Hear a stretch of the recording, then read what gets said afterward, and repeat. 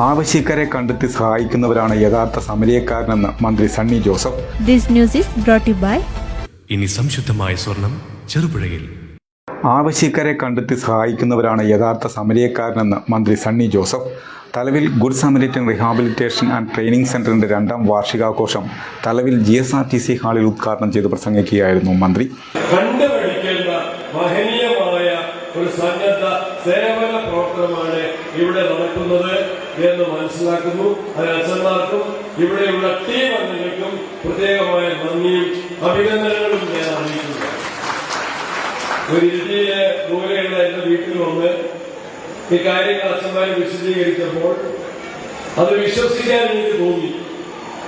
അത് വിശ്വസിച്ച് വരാനാണ് എനിക്ക് തോന്നിയത്. കാണാതെ വിശ്വസിക്കുന്നവൻ ഭാഗ്യവാൻ എന്ന നിലയിലാണ് ഞാൻ ഇത് കാണാതെ ഇരട്ടിയിൽ നിന്ന് ഇവരുടെ വിശദീകരണം കേട്ടപ്പോൾ ഈ സംഘടനയെക്കുറിച്ച് സ്ഥാപനത്തെക്കുറിച്ച് മനസ്സിലാക്കിയത്. പക്ഷെ കണ്ടു കഴിഞ്ഞപ്പോൾ എനിക്ക് ഞാൻ വിശ്വസിച്ചത് പൂർണ്ണമായിട്ടും ശരിയായിരുന്നു എന്ന് ഒരിക്കൽ കൂടി എനിക്ക് ഹൃദയത്തിൽ തട്ടി ബോധ്യമായിരിക്കുകയാണ്.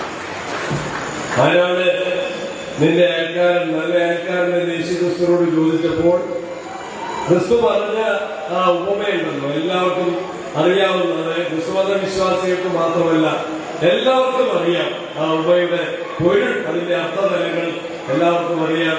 നിന്റെ സഹായം ആവശ്യമുള്ളവനെ സഹായിക്കുന്നവരാണ് നല്ല അയൽക്കാരൻ. ആവശ്യക്കാരനെ കണ്ടറിഞ്ഞ് സഹായിക്കുന്നവരാണ് യഥാർത്ഥ സഹോദരൻ, യഥാർത്ഥ സ്നേഹി. A friend in need is a friend in deed.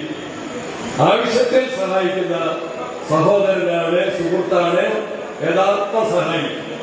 അച്ഛന്മാര് ആധ്യാത്മിക ജീവിതത്തിനായി സമർപ്പിക്കപ്പെട്ടവരാണ്. ഏറെ ഹൃദയസ്പർശിയായ വാർഷികാഘോഷ ചടങ്ങാണ് ഇതെന്നും മന്ത്രി പറഞ്ഞു.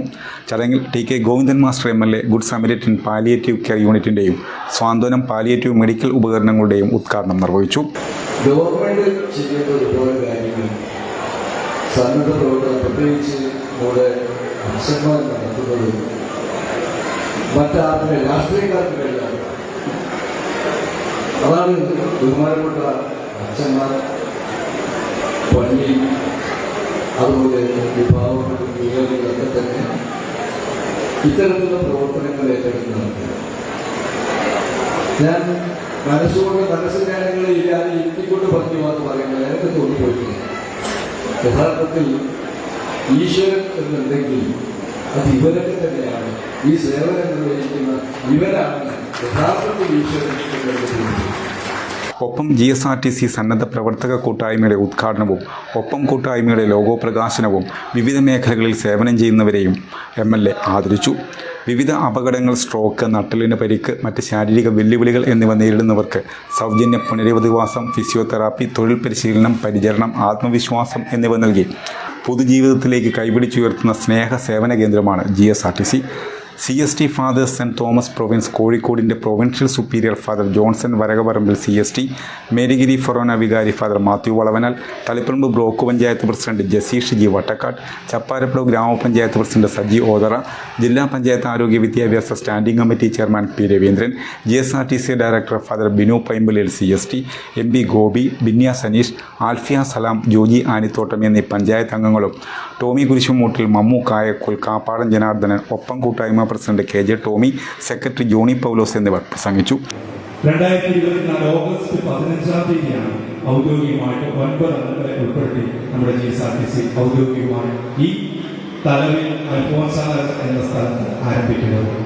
ഈ കഴിഞ്ഞ നാളുകളിലൂടെ കടന്നു പോകുമ്പോൾ ഏറ്റവും അധികം പറയാനുള്ളത് ദൈവാനുഭവത്തെയും ദൈവാനുഗ്രഹത്തിന്റെയും കരുതലോടുകൂടി കാത്ത സർവശക്തനായ ദൈവത്തിന്റെ മഹനീയമായ കരവിരുതുകളെക്കുറിച്ചും പ്രവൃത്തികളെക്കുറിച്ചും മാത്രമാണ്. കാരണം ഈ കഴിഞ്ഞ നാളുകളിൽ ഈ ഭവനത്തിലൂടെ കടന്നുപോയ 18ഓളം ആളുകൾ, ഞാൻ പറയുന്നത് ഈ ഭവനത്തിൽ കടന്നുപോയ 18ഓളം ആളുകൾ ജീവിതത്തിലേക്ക് തിരികെ പ്രവേശിച്ചു എന്നതാണ് നിങ്ങൾക്ക് പറയാനുള്ള ഏറ്റവും മനോഹരമായ സുവിശേഷം. ഒരിക്കലും സാധിക്കുകയില്ല എന്ന് കരുതിയ ജീവിതം തീർന്നു എന്ന് കരുതിയ ജീവിതങ്ങളെ കൈപിടിച്ചു വെക്കാൻ കഴിഞ്ഞു എന്നുള്ളതാണ് ഈ ആഘോഷവേളയിൽ നിങ്ങളോട് ഞങ്ങൾക്ക് പറയാനുള്ള ഏറ്റവും നല്ല സുവിശേഷം. പ്രിയമുള്ളവരെ, ആ കരുതലിന്റെ കാവൽക്കാരെ ഒരുപാട് ആളുകളുണ്ട്. അവരെല്ലാം നന്ദിയോടുകൂടി ഓർക്കാൻ പ്രാർത്ഥിക്കാനും അവരുടെ ജീവിതത്തിൽ നന്മകൾ നേടാനും ഈ അവസരം വിനിയോഗിക്കുന്നു.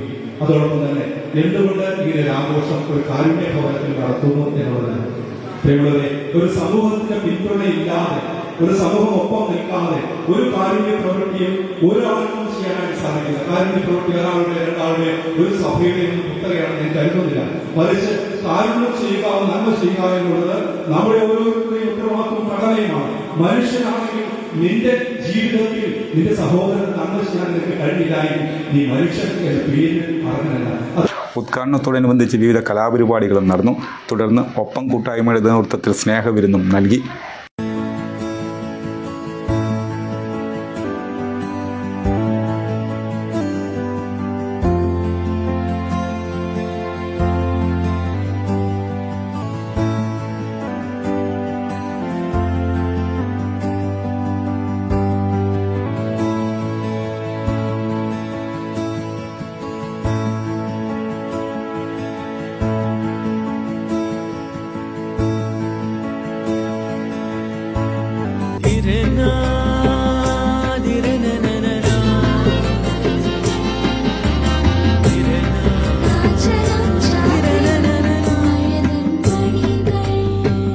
ചില ബന്ധങ്ങൾ പവിത്രമാണ്.